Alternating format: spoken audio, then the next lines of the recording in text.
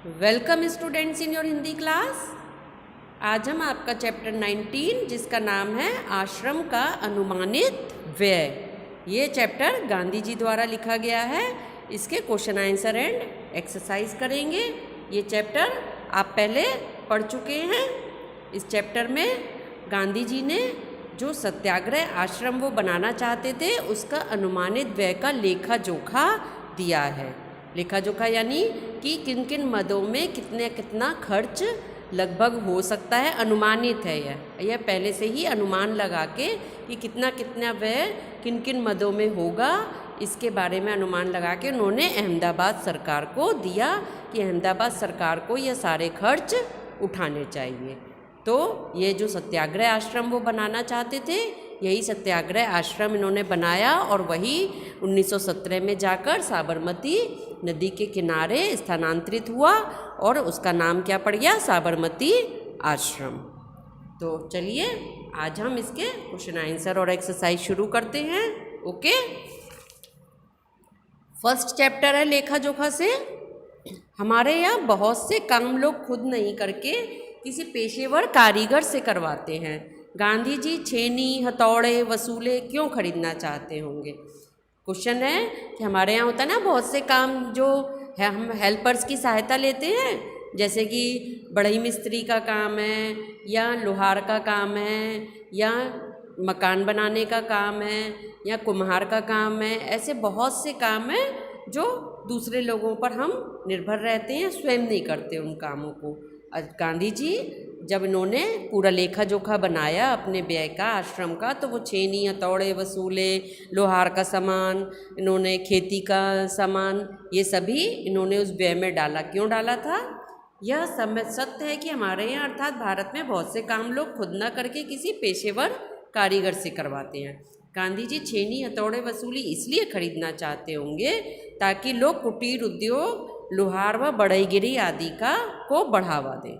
गांधी जी चाहते थे कि लोग खुद से इन कामों को सीखें, बढ़ईगिरी का काम, लोहार का काम, खेती करने का काम या और छोटे मोटे कुटीर उद्योग वह स्वयं सीखें और स्वयं करें, जिससे कि वो क्या होगा, आत्मनिर्भर बने और छोटे मोटे कामों के लिए दूसरों का मुंह ना ताके। अब कभी आपके घर में कोई चीज़ खराब हो जाती है, बढ़ई के काम के लिए आप मुंह देखते हैं ना कि बढ़ई आए तब ये सही करे, इलेक्ट्रीशियन आए तब बिजली की चीज़ सही करे। इसी तरीके से लोहार के काम के लिए लोहार के लिए, मिस्त्री का काम के लिए मिस्त्री के लिए, दूध वाला आएगा तो दूध देगा, प्रेस वाला आएगा तो प्रेस के कपड़े लेके जाएगा, सफाई वाला आएगा तो सफाई करके जाएगा। तो क्या है, हम सभी पर अपने कामों के लिए निर्भर हैं। गांधी जी चाहते थे कि सभी लोग आत्मनिर्भर बने, किसी भी काम के लिए दूसरों पर निर्भर ना रहें। नेक्स्ट सेकंड क्वेश्चन आपका है और थर्ड क्वेश्चन जो है ये दोनों आपको नहीं करने हैं, फोर्थ क्वेश्चन आपको करना है। ओके, आपको कई बार लगता होगा कि आप कई छोटे मोटे काम जैसे घर की पुताई, दूध दोहना, खाट बुनना करना चाहें तो कर सकते हैं। ऐसे कामों की सूची बनाइए जिन्हें आप चाहकर भी नहीं सीख पाते। इसके क्या कारण रहे होंगे, उन कामों की सूची भी बनाइए जिन्हें आप सीख कर ही छोड़ेंगे। तो कहने का मतलब है गांधी जी के चैप्टर से आपने देखा कि बहुत से काम वो दूसरों को सिखाना चाहते थे। आपने भी देखा होगा कई बार कि घर के छोटे मोटे काम हैं जो आप कर सकते हैं, परंतु फिर भी आप दूसरों पर निर्भर रहते हैं। अब ऐसे कामों की आपको सूची बनानी है जिन कामों को आप चाहते हैं कि मैं सीखना चाहता हूँ और स्वयं करना चाहता हूँ। अब घर में देखिए कि ऐसे कौन से काम हैं। अब ये ज़रूरी नहीं कि किसी बाहर वाले पर ही आप निर्भर हैं, आपके घर में ऐसे बहुत से काम होंगे जिन्हें कि आप अपने मम्मी पापा से करवाते हैं, जबकि उन कामों को स्वयं कर सकते हैं परंतु फिर भी मम्मी पापा से करवाते हैं। तो ऐसे कामों को देखिए जिन्हें आप स्वयं कर सकते हैं, दूसरों पर निर्भर नहीं रहेंगे। तो यह काम आपको स्वयं करना है, स्वयं निकालने हैं ऐसे काम कि जिन कामों को आप सीखना चाहते हैं और सीख कर ही छोड़ेंगे, मतलब उसको आपको सीखना ही है, यह अपने अंदर लाएंगे कि हमें ये काम सीखने ही हैं। ठीक, नेक्स्ट है, इस अनुमानित बजट को गहराई से पढ़ने के बाद आश्रम के उद्देश्यों और कार्य प्रणाली के बारे में क्या क्या अनुमान लगाए जा सकते हैं। जब आपने इस चैप्टर को पढ़ा, जब इसको आपने ध्यान से पढ़ेंगे तो आपको इनसे आश्रम के उद्देश्य भी पता चलेंगे कि गांधी जी के इस आश्रम को बनाने के क्या उद्देश्य थे और उनकी कार्यप्रणाली क्या थी, उसके बारे में आप अनुमान लगा सकते हैं। जैसे अनुमानित बजट को गहराई से अध्ययन करने के बाद हम आश्रम के उद्देश्यों को भली भांति समझ सकते हैं। हमें क्या पता चलता है इससे? गांधी जी का उद्देश्य क्या था? एक तो स्वावलंबन की भावना का विकास करना, स्वावलंबन की भावना कि खुद पर निर्भर होना, स्वावलंबी बनना। जब हम खुद पर निर्भर होंगे, हमें कोई काम आता है, हम दूसरे पर निर्भर नहीं है, तो हमारे अंदर स्वावलंबन की भावना भी जागृत होगी कि हम खुद पर निर्भर हैं। अतिथि सत्कार करना, अब इसमें आश्रम में गांधी जी ने ये भी रखा कि कुछ अतिथि भी आएंगे, कुछ परिवार वाले आएंगे, कुछ बिना परिवार वाले होंगे, तो उनके लिए हमें अलग से कमरों की व्यवस्था करनी चाहिए। इसका मतलब अतिथि का वो सत्कार भी करना चाहते थे। सबके खाने पीने की व्यवस्था होनी चाहिए, उनके आराम का पूरा ध्यान रखने की कोशिश की गई इस आश्रम में। तो ये क्या सिखाता है कि हमें अतिथि का सत्कार करना चाहिए। ज़रूरतमंदों को आवश्यक सुविधाएं प्रदान करना, अब जो ज़रूरतमंद हैं उनको जिस तरीके की आवश्यक सुविधाएं यानी कि भोजन और उनकी ज़रूरी नेसेसिटी की जो भी चीज़ें हैं उनको सबको मुहैया कराना, ये भी इस आश्रम को बनाने का उद्देश्य था। बेकार लोगों को आजीविका प्रदान करना, यानी कि जिन लोगों के पास कोई काम नहीं है वो लोग यहाँ आश्रम में आके रह सकते हैं और छोटे मोटे उद्योग धंधे, जैसे कि वो जो बढ़ई का, लोहार का या खेती करने का काम, इस तरीके के छोटे मोटे काम सीख सकते हैं। श्रम का महत्व समझाना, अब यहाँ पर गांधी जी का उद्देश्य एक और क्या था? श्रम का महत्व, श्रम यानी मेहनत। अब अगर वो आश्रम में रखते ये कि चलिए कोई भी जिसके पास काम नहीं है, कुछ नहीं है, आए आश्रम में रहे और उसको फ्री का खाना मिलेगा, तो ऐसे लोग मेहनत का महत्व नहीं समझते। परंतु जब वहाँ आकर रहने के साथ ही वह मेहनत से कुछ पैसे भी कमा रहे हैं, तो उसमें वो मेहनत का, श्रम का महत्व भी समझेंगे कि हाँ, मेहनत से कमाई गई रोटी और ज़्यादा अच्छी लगती है। कुटीर उद्योगों को बढ़ावा देना, और साथ ही गांधी जी का क्या उद्देश्य था कि छोटे मोटे उद्योग धंधे, कुटीर उद्योग क्या होते हैं? छोटे छोटे उद्योग धंधे जिसमें छोटी छोटी मशीनों से काम किया जा सकता है और पैसे कमाया जा सकता है, तो ऐसे उद्योगों को बढ़ावा देना जिससे लोग आत्मनिर्भर बने। चरखे, खादी आदि से स्वदेशी आंदोलन को बढ़ाना, अब वो चरखे भी वहाँ पर रखना चाहते थे जिससे कि सूत का वो करके खादी बनाई जाए। जब खादी बनेगी तो उससे क्या होगा? अपने देश स्वदेशी जो आंदोलन उस समय चल रहा था उसको भी बढ़ावा मिलेगा। जो भारत के रहने वाले लोग थे वो आत्मनिर्भर बनेंगे और खादी को बढ़ावा मिलेगा, जिससे कपड़ों के लिए हम अंग्रेजों पर निर्भर नहीं होंगे, उनके कपड़ों को त्याग कर हम स्वदेशी उसको अपनाएंगे, खादी को अपनाएंगे।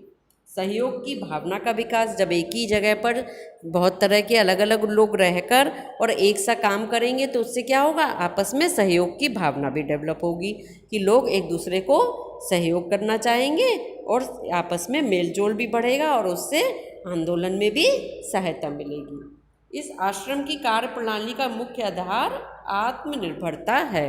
इस आश्रम की मुख्य कार्यप्रणाली कैसी थी कि सब लोग वहाँ सहयोग के साथ मिलजुल कर काम कर रहे हैं, तो इससे वो क्या है? आत्मनिर्भर भी बन रहे हैं। ऐसा नहीं है कि किसी और के यहाँ वो काम, तो ये भी कर सकते हैं कि वो अंग्रेजों के यहाँ जाके काम कर रहे हैं, अंग्रेज अपनी मनमर्जी से उनसे काम करवा रहे हैं, मनमर्जी से पैसा दे रहे हैं, नहीं दे रहे हैं, तो उसमें उन्हें क्या है? वो आत्मनिर्भर नहीं हुए, दूसरे पर निर्भर हो गए कि वो चाहे जैसा काम करवाए। यहाँ वह चूंकि स्वयं का काम कर रहे हैं तो उससे वो आत्मनिर्भर बन रहे हैं।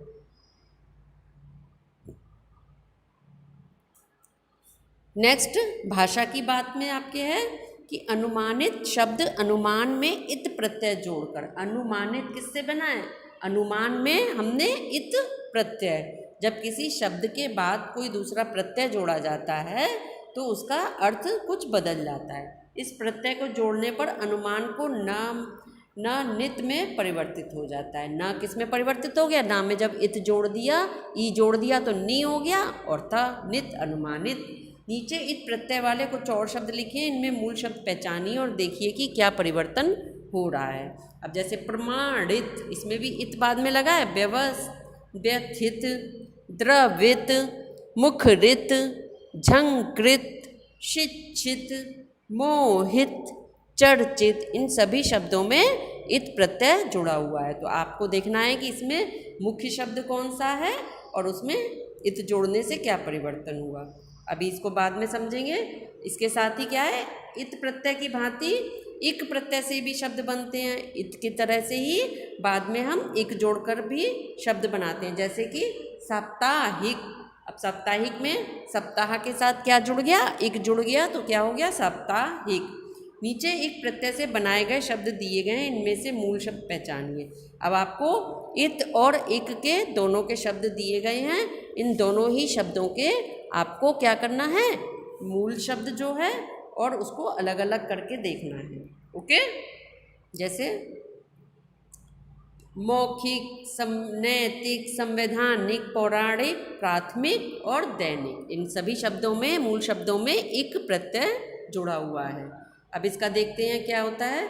जैसे प्रमाणित, अब प्रमाणित मूल शब्द में क्या है, प्रमाण मूल शब्द हो गया और प्रमाण में क्या जुड़ गया, इत। प्रमाण में इत जोड़ने से क्या बन गया, प्रमाणित। झंकृत, झंकृत झंकार से बना है, झंकार में क्या जुड़ा है, इत, तो क्या हो गया झंकृत। व्यथित, व्यथा से इत जोड़ने से क्या होगा, व्यथित, यानी कि व्यथा है, किसी की पीड़ा है, और जब इत जुड़ गया तो व्यथित यानी कि जो पीड़ित है। प्रमाणित, जो प्रमाण साक्ष्य हो गया, और प्रमाणित यानी कि जो प्रमाणित किया गया है, जिसके साक्ष्य हैं। द्रवित, द्रव प्लस इत, द्रव के साथ इत जुड़ गया तो द्रवित, द्रव द्रवित। मुखरित, मुखर के साथ इत जुड़ गया। शिक्षित, शिक्षा के साथ इत जुड़ गया। शिक्षा एजुकेशन हुई, और शिक्षित कौन हो गया, जो शिक्षा पाने वाला, जो शिक्षा पा चुका है वो कौन हो गया, शिक्षित हो गया। शिक्षित, द्रवित, मोहित, मोह प्लस इत, यानी कि मोह, किसी से मोह है, प्रेम है, और मोहित यानी कि किसी पर मोहित हो गया, किसी के प्रेम में डूब गया, मोहित हो गया। मुखरित, मुखर प्लस इत। चर्चित, चर्चा प्लस इत, यानी चर्चा यानी कोई चीज़ चर्चा में है, काफ़ी फेमस हो रही है, और चर्चित जो प्रसिद्ध हो चुकी है, चर्चित हो चुकी है, लोगों के बीच में चर्चा का विषय बन चुकी है। मौखिक, मुख प्लस इक, मौखिक किससे बना है, मुख से, और प्लस इक जोड़ के बना है, यानी कि मुंह से बोलने वाला मौखिक हो गया। नैतिक, नीति प्लस इक, नीति में एक प्रत्यय जुड़ गया तो क्या बन गया, नैतिक। नीति मोरल्स हो गए, और नैतिक जो हमारी नीति क्या है, मोरल वैल्यूज़ ही होती हैं ना, अब वही मोरल वैल्यूज़ नैतिक बन गए। संवैधानिक, संविधान प्लस इक, जो संविधान में कोई चीज़ दी हुई है कॉन्स्टिट्यूशन में, तो वो क्या हो गई, संवैधानिक हो गई। पुराण में जो चीज़ दी हुई है वो क्या हुई, पौराणिक। पौराणिक यानी कि पुरानी, बहुत अधिक पुरानी जो पुराणों में दी हुई है, तो वो क्या हो गई, पौराणिक।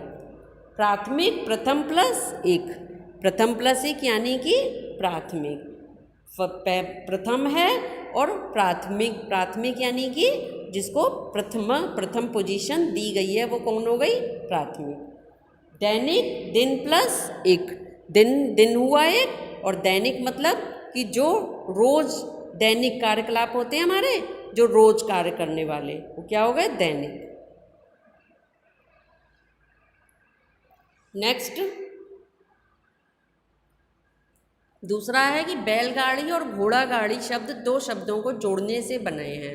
इसमें दूसरा शब्द प्रधान है, यानी शब्द का प्रमुख अर्थ दूसरे शब्द पर टिका है। ऐसे समास को तत्पुरुष समास कहते हैं। ऐसे 6 शब्द और सोचकर लिखिए और समझिए कि उनमें दूसरा शब्द प्रमुख क्यों है। तो बैलगाड़ी और घोड़ा गाड़ी जैसे शब्द हैं, इनमें क्या है, दूसरा शब्द प्रधान है, यानी कि गाड़ी शब्द प्रधान है।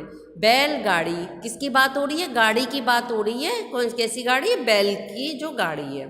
घोड़ा में भी घोड़ा गाड़ी की बात हो रही है, तो वो दूसरा शब्द गाड़ी शब्द क्या हुआ, वो प्रधान हो गया। ऐसे इसको क्या कहते हैं, हम तत्पुरुष समास कहते हैं।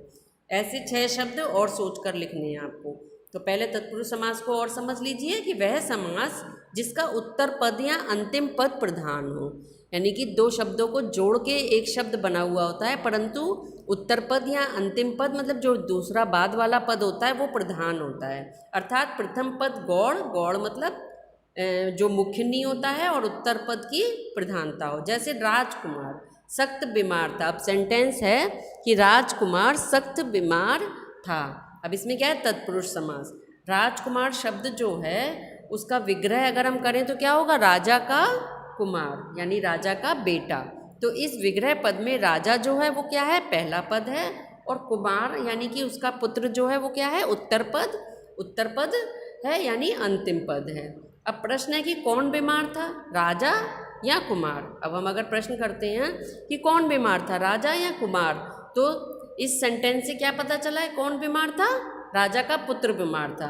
तो मुख्य शब्द क्या हुआ, ये कुमार, कुमार हुआ ना, कि पुत्र, राजा का पुत्र बीमार था। उत्तर क्या मिलता है, कुमार। तो स्पष्ट है कि उत्तर पद की ही प्रधानता है। तो इसमें उत्तर पद कौन सा है, कुमार, और उसी की प्रधानता है, क्योंकि उसी से पता चला ना। अगर हम राजा को देखें कहानी तो राजा तो बीमार नहीं हुआ है, कौन बीमार हुआ है, राजा का पुत्र कुमार। यानी तो जो अंतिम पद प्रधान होता है या कि जिस पर वाक्य टिका होता है उसे क्या कहते हैं, तत्पुरुष समास। ऐसे ही आपके और शब्द आप जैसे कैसे ले सकते हैं, राह खर्च, क्रीड़ा क्षेत्र, तुलसी कृत और गंगा जल,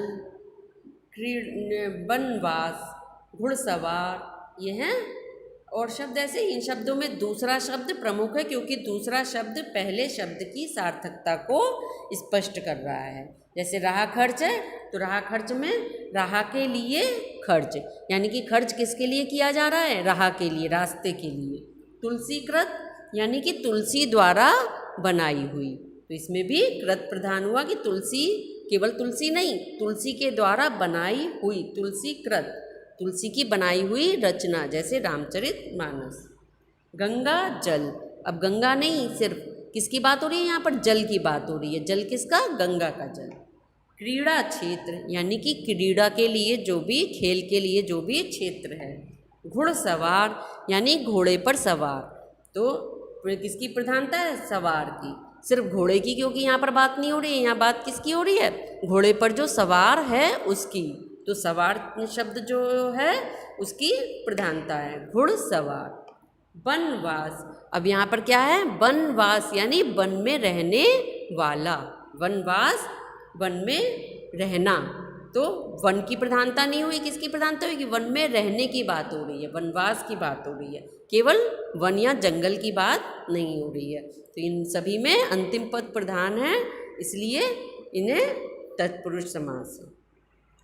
तो आपको इस चैप्टर में से, लेखा जोखा में से केवल फर्स्ट, फोर्थ और फिफ्थ क्वेश्चन करने हैं, और दूसरा नहीं करना है, दूसरा तीसरा नहीं करना है। और भाषा की बात में से आपको पहला वाला करना है ओनली, ठीक। भाषा की बात में से आप पहला वाला करिएगा, ओके।